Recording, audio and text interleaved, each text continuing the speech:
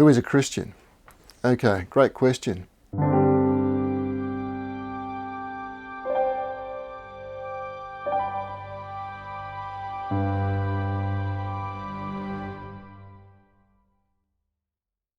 Somebody who has seen the reality of the person of Christ and has acknowledged Jesus as the Son of God and has desired and decided to follow him, and in that sense has received of his Spirit.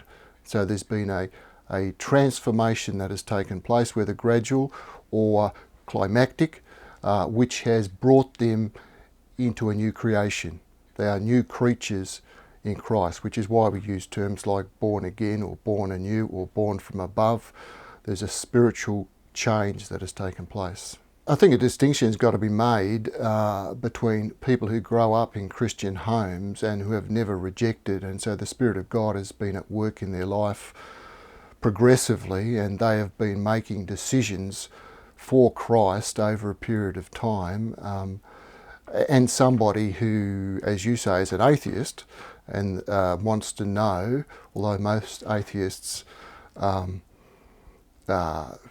if they're brandishing that title, they would have to at least become agnostic before and leave their atheism behind, because there's a process of surrendering that's going on. There's an embracing of a whole new worldview. And so someone who's an unbeliever, how do they become a believer? Well, they receive Christ, they hear the gospel, they believe that Jesus is who he said he was.